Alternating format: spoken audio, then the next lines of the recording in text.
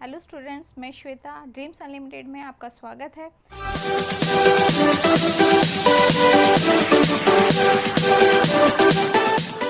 आज हम पढ़ेंगे राजा, किसान और नगर। ये जो चैप्टर है, इस चैप्टर के अंतर्गत बताया गया है कि हड़प्पा सभ्यता के उपरांत जो नई सभ्यता का उद्भव हुआ उसके बारे में इस चैप्टर के अंदर जानकारी दी गई है। आइए हम पढ़ते हैं हड़प्पा सभ्यता के बारे में कि हड़प्पा सभ्यता का जो जन्म हुआ था उसके बाद 2600 ईसा पूर्व से लेकर 1900 ईसा पूर्व में इस हड़प्पा सभ्यता का जन्म हुआ। उसके उपरांत का जो समय था उस टाइम पे लगभग 1500 वर्ष जो बाद है वो इस सभ्यता का विकास हुआ। ये काल इसलिए भी महत्वपूर्ण माना जाता है क्योंकि इस टाइम पर हमें वैदिक सभ्यता का भी जन्म देखने को मिलता है। वैदिक सभ्यता क्या थी? वैदिक सभ्यता वो सभ्यता मानी जाती है जिस टाइम पे ऋग्वेद आदि वेदों का जन्म हुआ। ऋग्वेद सबसे पुराना वेद माना गया है और ये वैदिक सभ्यता भी है। वैदिक सभ्यता के अंतर्गत क्या है कि वैदिक सभ्यता एक ऐसी सभ्यता है जिसके बारे में सिर्फ हमें अभिलेख ये सब चीज़ें बुक्स वगैरह ऋग्वेद इन सबों में उसके बारे में वर्णन मिलता है, बल्कि उसके बारे में हमें पुरातात्विक साक्ष्य कुछ नहीं मिल पाते हैं जिसके आधार पर हम इस इतिहास को जो ये इस बीच का जो इतिहास है इसके बारे में सही प्रकार से जानकारी नहीं मिल पाती। जिस प्रकार हम कह सकते हैं हड़प्पा सभ्यता में हम लिपि को पढ़ नहीं पाए हैं, लिपि है मगर उसे पढ़ नहीं पाया, खाली पुरातात्विक साक्ष्य के आधार पे हमने एक इतिहास को रिक्रिएट करा है, परंतु वो जो रिक्रिएशन है वो प्रॉपर सटीक नहीं हो सकती है किसी भी स्थिति में। परंतु इसी प्रकार हम देखते हैं जो ऋग्वेद का वैदिक युग है उस टाइम पे हमें केवल लिखी हुई चीज़ें मिली हैं, पर उसके उपरांत उस टाइम के कोई पुरातात्विक साक्ष्य नहीं मिले हैं जिसके आधार पर हम ये कहें कि ये असल में हुआ था या ये ऋग्वेद ये महाभारत रामायण ये सब एक कहानियाँ थी, इसके बारे में कोई साक्ष्य नहीं मिल पाता है। तो हम पढ़ते हैं अब जो ये 1500 वर्ष का जो टाइम है, इस टाइम पीरियड में ऋग्वेद का जन्म हुआ। इसी तरीके से हम देखते हैं दक्षिण भारत में चरवाहा बस्ती का जो क्या कहते हैं प्रमाण मिलते हैं। चरवाहा बस्ती का उद्भव होना शुरू हुआ था। चरवाहा क्या है? जैसे कि जहाँ पे हम देखते हैं किशन वगैरह को कि वो ग्वाले की तरह यानी गायों को चराने जाते थे और गायों को पालते थे, इसे कहा जाता है चरवाहा। चरवाहा बस्ती यानी गायों को चराने लेके जाना, इस तरीके की बस्तियों को। इसी प्रकार हम देखते हैं 600 ईसा पूर्व के टाइम पर हमें नए परिवर्तन देखने को मिलते हैं। ये 600 ईसा पूर्व का समय एक ऐसा समय है, इस टाइम से हमारे इतिहास का सही मायने में शुरुआत होती है। क्यों? क्योंकि हमने देखा हड़प्पा सभ्यता के बारे में हमें पुरातात्विक साक्ष्य उपलब्ध है और लिपि भी उपलब्ध है, मगर लिपि पढ़े ना जाने के कारण उसको हम पूरे तरीके से हम उसे इतिहास का हिस्सा नहीं माना जा सकता। इसी प्रकार जो हमारा दूसरा है वैदिक युग में हमें केवल लिखा हुआ मिला है, उसके बारे में हमें कोई पुरातात्विक साक्ष्य नहीं है, तो वो भी एक अर्ध इतिहास के बारे में कहा जा सकता है। मगर जो पूर्ण इतिहास का जो आरंभ है वो 600 ईसा पूर्व से होता है जिस टाइम पर महाजनपदों का उद्भव हुआ था। तो आइए हम पढ़ते हैं प्रिंसेप कौन थे? प्रिंसेप 1830 में ईस्ट इंडिया कंपनी के एक अधिकारी थे जो इंडिया में आए थे और इन्होंने क्या करा था, इन्होंने उस टाइम के जो अभिलेख है उनके बारे में जानकारी प्राप्त करने की कोशिश की। अब जानकारी प्राप्त करने के लिए सबसे ज़रूरी है कि वो अभिलेखों को पढ़ा जाए। अब पढ़ने के लिए उस टाइम की भाषा को जानना कि वो किस भाषा में लिखे गए हैं, तो इन्होंने इस आधार पर पुराने ग्रंथों का अध्ययन करके ये देखा कि वो जो लिपि है वो खरोष्टी और ब्राह्मी लिपि में लिखे गए हैं उस टाइम के अभिलेख, और उन अभिलेखों के बारे में बताया कि उन अभिलेखों में क्या लिखा गया है। इसी प्रकार उन्होंने देखा उनके एक अभिलेख में देखा उनमें एक राजा के बारे में जिक्र किया गया जो प्रियदर्शी है। प्रियदर्शी यानी मनोहर राजा, और उसके आधार पर उन्होंने निकाला ये राजा अशोक जो हमारे थे उनके बारे में, इसके बारे में वर्णन किया गया इन अभिलेखों के अंदर। यानी बहुत सारे अभिलेख हम आगे पढ़ेंगे कि अभिलेखों में हम राजा अशोक को, सम्राट अशोक को प्रियदर्शी इसके नाम से या इस तरीके से की उपाधि इसके नाम से संबोधित किया गया है। अब हम आते हैं जो 20वीं सदी के राजवंशों की पुनर्रचना की गई थी 20वीं सदी में कि किस तरीके से तैयारी की गई, और हमने हिस्ट्री को दोबारा अभिलेखों को पढ़ा कि किस तरीके से कौन से अभिलेख किस प्रकार में क्या कहा गया है किस अभिलेख में, उसके आधार पर ये देखा गया कि कौन सा जनपद या किस प्रकार के राजवंश के किस प्रकार के साम्राज्य होता था, किस प्रकार की अर्थव्यवस्था उसका पुनर्रचना की गई थी 20वीं सदी में। अब हम पढ़ते हैं प्रारंभिक राज्य। प्रारंभिक राज्य कौन कौन से थे? प्रारंभिक राज्य के बारे में हम बात करते हैं तो 16 जनपद की बात की गई है इस चैप्टर के अंदर। 16 महाजनपद यानी जनपदों का एक समय कहा जाता है जिस टाइम पे हमारे पूरे भारत के अंतर्गत 16 यानी छोटे छोटे राज्य थे जो कि शासन कर रहे थे। अब इन छोटा राज्यों के अंतर्गत आते हैं वज्जी, मगध, कौशल, कुरु, पांचाल, गांधार, अवंती। ये कुछ अगर जो हम देखें तो हम जैसे अगर जो बच्चों ने महाभारत पढ़ी हो या इस तरीके से, वहाँ पे हम देखते हैं कि कौशल राजा, कुरु राजा, कुरु राज्य जो कौन सा था, कुरु प्रदेश जहाँ कौरवों का शासन था, पांचाल जहाँ से पांचाली आई थी, गांधार जहाँ से गांधारी आई थी। इस प्रकार से हम इस प्रकार का उल्लेख हमें महाभारत में मिलता है कुछ राज्यों के बारे में, महाजनपदों के बारे में। मुख्यतः ये 16 जनपद थे जिनमें से कुछ जनपदों का उल्लेख बौद्ध साहित्य में और जैन साहित्य में सिमिलर ही देखने को मिलता है, परंतु कुछ में अलग अलग जनपदों के बारे में बात की गई है। हो सकता है ये जनपद कुछ टाइम के लिए रहे हों, कुछ टाइम के बाद लुप्त हो गए हों, या दूसरे राज्य ने उस पर कब्जा कर लिया हो तो उसके अंदर वो विलीन हो गए हों, ऐसा रहा हो। पर मुख्यतः तो जो मुख्य जनपद माने गए हैं वो वज्जी, मगध, कौशल, कुरु, पांचाल, गांधार, अवंती, ये मुख्य महाजनपद माने गए हैं। अब महाजनपदों के अंदर जो शासन किया जाता था, नॉर्मली जी यहाँ के जो शासक को राजा ही कहा जाता था, परंतु कुछ जो जनपद हैं उनमें गण और संघ के नाम से भी संबोधित किया गया है, उन्हें कहा जाता था। तो यहाँ पे जो गण और संघ, इसके बारे में हमें बौद्ध धर्म के अंदर भी मिलता है और क्या कहते हैं महावीर धर्म के अंदर की बुक्स में, उनके ग्रंथों में देखने को मिलता है। और यहाँ तक कि जो महावीर और बुद्ध ये गण और संघ से ही बिलोंग करते थे, संबंधित थे। तो इसी प्रकार से जो गण और संघ, जो इनकी विशेषता होती थी कि यहाँ पे कोई राजा शासन नहीं करता था, बल्कि कुछ लोगों का समूह शासन करता था। इसी तरीके से हमने क्या कहते हैं वैशाली का नाम भी सुना है, वैशाली महावीर यहाँ पे वैशाली का नाम भी सुना है। वैशाली क्या थी? वैशाली एक जगह थी जहाँ पे वो भी एक संघ था, जहाँ पे लोगों के समूह शासन करता था।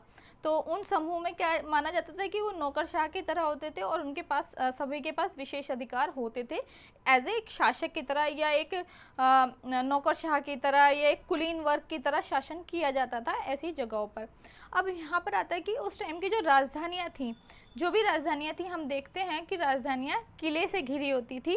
जो हमने ये देखा, इसी प्रकार सेना का, नौकरशाही का, भारी आर्थिक सेना की आवश्यकता होती थी। किसी भी साम्राज्य को गठन करने के लिए हमें सेना भी चाहिए, नौकरशाही भी चाहिए, आर्थिक व्यवस्था भी चाहिए, आर्थिक धन यानी धन भी चाहिए हमें आर्थिक रूप से स्ट्रॉन्ग बनाने के लिए। तभी किसी राज्य का या किसी साम्राज्य का विकास हो सकता है, या उसको बढ़ाया जा सकता है, या उसको एक प्रकार से समृद्ध कहा जा सकता है। तो वो भी स्थिति थी। और साथ ही साथ हमने ये भी देखा कि जो शासक वर्ग था, शासक वर्ग नॉर्मली क्षत्रिय यानी कुल से संबंधित रहे हैं। हम यहाँ पे ब्राह्मण कुल से संबंधित राजा नहीं देखते हैं, अधिकतर क्षत्रिय कुल से संबंधित रहे हैं। शासकों का कार्य, जो मुख्य जो शासक थे, उनका कार्य ये होता था कि वो शिल्पकारों से, व्यापारियों से और अन्य किसानों से भेंट वसूलते थे अपना खजाने को समृद्ध करने के लिए। इसी प्रकार एक दूसरा माध्यम भी था, जैसे कई राज्य ऐसे भी थे जहाँ पर जो आर्थिक रूप से वहाँ पे व्यापारी नहीं जाते थे, या किसानी वगैरह का कार्य ज़्यादा अच्छा नहीं होता, तो ऐसी स्थिति में वो राज्य क्या करते थे, दूसरे राज्य पर आक्रमण करके वहाँ से संपत्ति को अपने देश में लाते थे, जिससे वो अपने देश के समृद्ध कर सके। ये भी एक माध्यम था अपने देश को समृद्ध करने का। इसी के साथ हम बात करते हैं जो अब स्थाई का निर्माण किया गया था राज्यों ने, बाकी सहायक सेना का निर्माण किया गया था। जो स्थाई सेना की बात की गई है, अब जो समृद्ध शासक है, अब समृद्ध शासन के लिए बहुत जरूरी है स्थाई सेना। स्थाई सेना ही किसी राज्य के विकास के लिए महत्वपूर्ण कार्य करती है। अब जैसे किसी ने किसी राज्य पर आक्रमण किया, अगर जो उसके पास स्थाई सेना है, मुख्य रूप से कि उसकी कितनी बड़ी स्थाई सेना है, वो उसकी एक तरीके से समृद्धि का प्रतीक था, या उसकी शक्ति का प्रतीक माना जा सकता है, क्योंकि कोई भी एकदम से आक्रमण करेगा तो वो उसका जवाब तुरंत दे सकता है। मगर जिसकी जो सेना है वो स्थायी ना हो, अधिकतर जो राजा थे उस टाइम पर हम देखते हैं बहुत ज़्यादा कि बहुत सारे राज्यों में स्थायी सेना नहीं थी। सहायक सेना इस्तेमाल की थी। सहायक सैनिक वह व्यक्ति होते थे, जैसे किसान वगैरह जो कार्य करते थे, उन्हें समय जब ज़रूरत पड़ती थी सेना में लड़ने की या किसी भी आवश्यकता की, तो उन्हें बुला लिया जाता था और वो फिर सैनिक की तरह अन्य देश से लड़ते थे। इसे सहायक सैनिक कहा जाता था। पर ये सहायक सैनिक पूरे तरीके से ट्रेंड भी नहीं होते थे। तो इसलिए अगर जो कहा जाए कि किसी राज्य की समृद्धि और पावर का प्रतीक एक स्थायी सैनिक भी माने गए हैं। कि महाजनपदों की क्या क्या विशेषताएं थीं, अब महाजनपद क्या क्या कार्य थे उनके, किस प्रकार वे शक्तिशाली बने, इस बारे में पढ़ा। अब हम पढ़ते हैं इन महाजनपदों में जो सबसे शक्तिशाली जनपद थे और किस प्रकार से अन्य शासक साम्राज्यों का उद्भव हुआ। तो सबसे महत्वपूर्ण और सबसे शक्तिशाली जो महाजनपद माना जाता है वो मगध का जनपद माना जाता है। ये मगध जो है आधुनिक बिहार के अंतर्गत आता है। मगध अपने आप में इतना शक्तिशाली क्यों था, इसके मुख्य कारण क्या थे? इतने शक्तिशाली होने के कारण मुख्य कारण था जो मगध आधुनिक बिहार है। बिहार एक ऐसी जगह है जो नदी के किनारे बसा हुआ है, यानी गंगा नदी के किनारे बसा हुआ होने के कारण यहाँ पर की जो मिट्टी है वो बहुत ज़्यादा उपजाऊ मिट्टी है। क्योंकि उस टाइम पर मुख्य समृद्धि का जो रहता था वो खेती रहती थी। अब खेती जिस जगह पर बहुत ज़्यादा होगी तो वो अपने आप में समृद्ध मानी जाएगी जगह। इसी प्रकार जो मगध है, मगध हम देखते हैं कि वो खेती योग्य ज़मीन बहुत ज़्यादा थी और बहुत अच्छी खेती भी होती थी यहाँ पर। इसके साथ ही जो मगध है वो लोहे के जो खादान हैं वो भी बहुत ज़्यादा थे। अब लोहे का खादान, लोहा एक तो ये लोह युग में के टाइम का समय था। यहाँ पे लोहे के हमें तलवार वगैरह किसी की भी युद्ध के अंदर लोहा, हम आज भी मानते हैं कि लोहा सबसे मजबूत धातु है। जैसे कि हम अपनी हिस्ट्री में भी देखें, इंडिया की हिस्ट्री के अंदर देखते हैं, जब लोहे के सामान बनने शुरू हुए इंडिया के अंदर, रेलगाड़ी वगैरह, तो एकदम से विकास आरंभ हुआ, तो आगे बढ़ने शुरू हुआ हमारा देश। इसी प्रकार से हम उस प्राचीन समय में भी लोहे को एक महत्वपूर्ण धातु के रूप में देख सकते हैं, क्योंकि एक बेसिक धातु है। इस धातु से बहुत ज़्यादा चीज़ें बनाई जा सकती है और बहुत मजबूत धातु होने के साथ साथ इसके कारण लोहे की तलवार वगैरह जो कि बहुत शार्प होती हैं और बहुत सारे औजार वगैरह, भाले वगैरह बनाए जा सकते हैं, जिसका प्रयोग युद्ध में आसानी से किया जा सकता था। और जिसके माध्यम से, और जैसे कि आज के टाइम पर हम किसी भी देश को तभी अमीर या शक्तिशाली मानते हैं जिसके पास बहुत ज़्यादा आधुनिक तकनीक हो और जिसके पास दूसरे देश से लड़ने के लिए बहुत ज़्यादा, जैसे परमाणु बम हो या समथिंग टाइम पे। अब उस टाइम पे ये तो थे नहीं, तो उस टाइम पे क्या था, लोहे की चीज़ें थी। अब लोहा की चीज़ें, अगर किसी राज्य के अंदर लोहा है ही नहीं तो लोहे के सामान दूसरे राज्य से मंगवाएगा, तो ऐसी स्थिति में उसे पैसा देने पड़ेगा। मगर जब उसके पास ऑलरेडी लोहा है, वो लोहे की चीज़ें आसानी से बना सकता है, तो ऐसी स्थिति में कह सकते हैं कि वो लोहे के कारण भी अपने आप में एक पावरफुल साम्राज्य भी बना। और एक दूसरा कारण ये भी था कि जो मगध है, मगध के आसपास जंगल थे। उस टाइम पे हाथी का प्रयोग सेना के अंतर्गत बहुत किया जाता था। जिस सेना के अंदर जितने ज़्यादा हाथी होते थे, उस सेना को उतना ही ज़्यादा शक्तिशाली माना जाता था। बिहार के आसपास बहुत ज़्यादा क्या कहते हैं, जंगल भी थे, जंगल में बहुत ज़्यादा हाथी भी थे। उन हाथियों को पकड़ा जाता था और सेना के अंदर प्रयोग किया जाता था। इसी के साथ जो गंगा नदी के किनारे बसा होने के कारण यहाँ से जल मार्ग के माध्यम से व्यापार करना अत्यंत ही आसान हो गया था, जिससे हम स्थल मार्ग से व्यापार करना थोड़ा मुश्किल होता है, क्योंकि जंगल पड़ते हैं, बहुत सारी चीज़ें होती है जिसके माध्यम से अगर जो स्थल मार्ग से व्यापार किया जाता है तो महंगा भी पड़ता है। वहीं जल मार्ग से थोड़ा तेज़ी में भी होता है और ये सस्ता भी पड़ता है यहाँ पर। इसके बाद आता है कि साथ ही साथ हमने ये तो पढ़ी प्राकृतिक व्यवस्था की क्या मुख्य वजह थी इसके पावरफुल होने की। साथ ही साथ हम एक राजा की भूमिका को भी नकार नहीं सकते हैं। जैसे कि यहाँ के जो शासक थे वो बहुत ही महत्वाकांक्षी रहे हैं, जिसमें बिंबिसार, अजातशत्रु, जिनके बारे में हमने पहले भी पढ़ा है हिस्ट्री के अंतर्गत, कि बिंबिसार एक बहुत ज़्यादा महत्वाकांक्षी थे अपने साम्राज्य को बढ़ाने के लिए। इसी प्रकार अजातशत्रु। अब आते हैं राजगाह। यहाँ की जो राजधानी थी राजगाह, इसको मैथिली के अंदर राजगीर, इसका मतलब है राजाओं का घर। तो राजाओं का घर होने के साथ साथ इसे बहुत एक अलग अलग नाम दिए गए बहुत अच्छे से कि राजाओं का घर है, क्योंकि यहाँ बहुत शक्तिशाली था यहाँ के राजा, और अन्य राजा भी यहाँ पे शय पाते थे। इसी के साथ आता है कि 400 ईसा पूर्व के टाइम पर यहाँ की जो राजधानी थी वो बदलकर पाटलिपुत्र कर दी गई, यानी जो आज का आधुनिक पटना है, 400 ईसा पूर्व जो उस टाइम पर इसकी राजधानी पाटलिपुत्र की गई, आधुनिक समय का पटना। ये गंगा के किनारे बसा हुआ क्षेत्र है यानी पटना। कई कॉम्पिटेटिव एग्जाम में भी आ जाता है कि पाटलिपुत्र किस नदी के किनारे बसा हुआ था, तो इसे भी याद रखना। तो गंगा के किनारे बसा हुआ था, तो आप गंगा नदी, हमने बताया कि नदी एक व्यापार का मुख्य साधन रहा है कि जलमार्ग से व्यापार किया जाना। तो नदी के किनारे बसा होने के कारण बसाया गया इस राजधानी को, जिससे व्यापार पे अत्यधिक नियंत्रण किया जा सके। और तीसरे नंबर पे आता है हमारा, अब हम पढ़ते हैं जो एक आरंभिक साम्राज्य है, जो हम मौर्य साम्राज्य के बारे में पढ़ते हैं। मौर्य साम्राज्य जिसमें चंद्रगुप्त मौर्य के बाद अशोक वगैरह अन्य इनके बारे में पढ़ा जाएगा। तो जो चंद्रगुप्त जो थे उन्होंने एक साम्राज्य का निर्माण किया इस टाइम पर। इस साम्राज्य के निर्माण के जो करने के उपरांत क्या हुआ, हमारा देश एक जुट हुआ, महाजनपद से हटकर एक पूरे भारत के अंदर एक साम्राज्य यानी एक छत्र साम्राज्य स्थापित किया गया मौर्य वंश के द्वारा। जैसे कि हमने अशोक के द्वारा पढ़ते हैं कि हम अगर जो मैप उठा के देखेंगे, जो अशोक का जो जितने क्षेत्र पे उसका साम्राज्य था वो बहुत बड़ा क्षेत्र था। उसके बाद ये एक बहुत बड़ा साम्राज्य का उद्भव होता है इसी काल के अंतर्गत। तो हम देखते हैं कि इस समय की जो हमें विशेषता जानकारी प्राप्त करने को मिलती है मौर्य साम्राज्य की किन माध्यमों से मिलती है। मुख्यतः इस टाइम के जो मूर्ति है, विशेष मूर्तियां हैं, इस पर इनसे हमें जानकारी मिलती है। वहीं चंद्रगुप्त मौर्य के टाइम पर मैगस्थनीज आए थे जो कि दूत थे। उन्होंने यहाँ के बारे में अपनी बुक के अंदर लिखा है। उसी के साथ साथ अर्थशास्त्र की जो है एक बुक है चाणक्य द्वारा लिखी गई। चाणक्य कौटिल्य एक ही व्यक्ति थे। उन्होंने इसके बारे इस साम्राज्य के बारे में हमें अर्थशास्त्र के अंतर्गत पता चलता है। वहीं अशोक के जो स्तंभ है, हम पत्थरों से बने हुए स्तंभ हैं बहुत सारे अशोक के जो आज भी मौजूद है। जैसे कि हम एक रुपये पे किसी भी हमारे जो राष्ट्रीय चिन्ह है, जो इसमें अशोक क्या कहते हैं, शेर का जो चिन्ह है वो अशोक के स्तंभ से लिया गया है।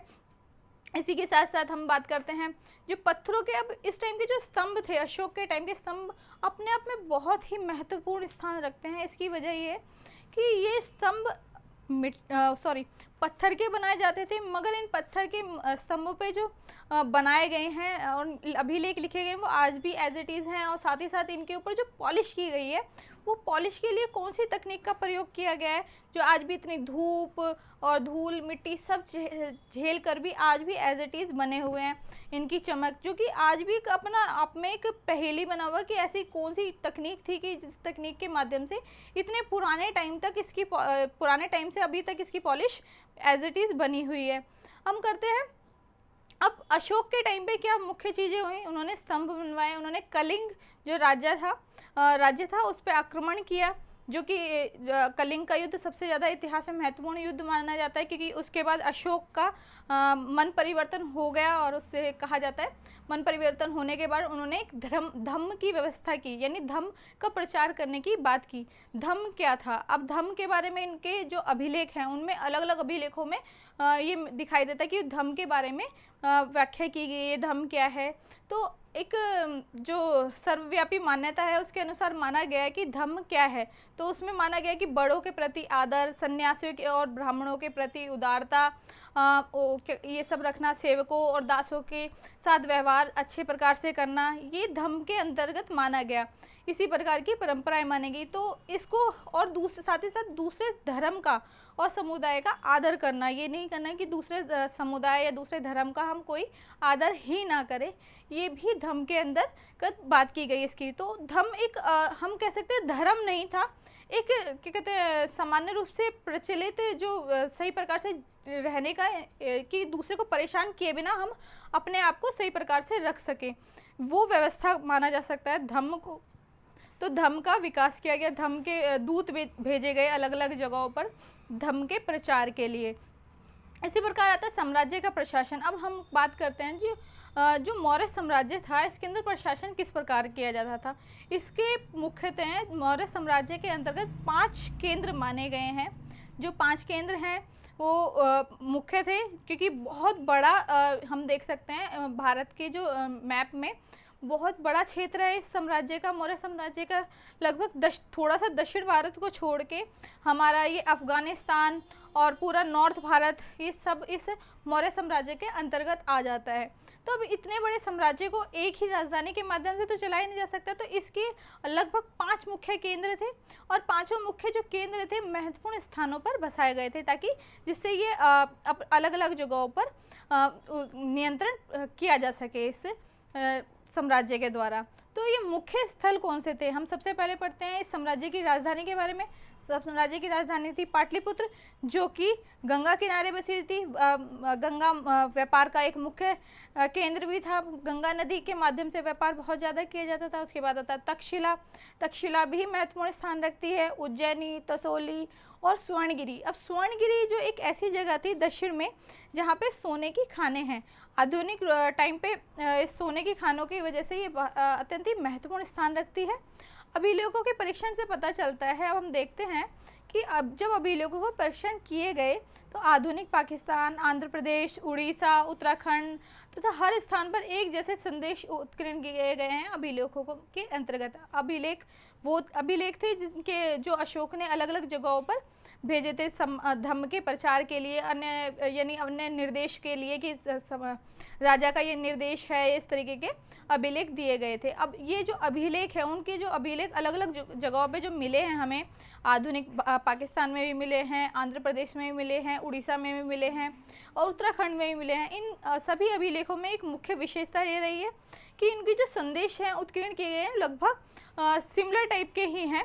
अधिक नियंत्रण साम्राज्य की राजधानी, अब ये माना जा सकता है कि जो अधिक नियंत्रण है वो साम्राज्य की राजधानी के आसपास के क्षेत्रों पे ही रहा होगा, क्योंकि इतने बड़े क्षेत्र पे जब हमने ये माना कि 5 क्षेत्र थे, मुख्य क्षेत्र थे, उनके माध्यम से नियंत्रण किया जाता, मगर फिर भी ये माना जाता है कि जो मुख्य राजधानी थी यानी पाटलिपुत्र, पाटलिपुत्र के आसपास के क्षेत्रों में मुख्यतः ज़्यादा नियंत्रण रहता होगा। अब बात करते हैं हम तक्षशिला, उज्जैनी, ये जो मुख्य स्थल थे ये व्यापारिक मार्ग पर स्थित थे, जो कि बहुत ही महत्वपूर्ण व्यापारिक मार्ग था। इसी के साथ हम बात करते हैं स्वर्णगिरी, हमने पहले ही पढ़ा था स्वर्णगिरी के बारे में। स्वर्णगिरी कर्नाटक में है, सोने की खानों के पास में, जिससे उन पर नियंत्रण किया जा सके और साम्राज्य को समृद्ध बनाया जा सके।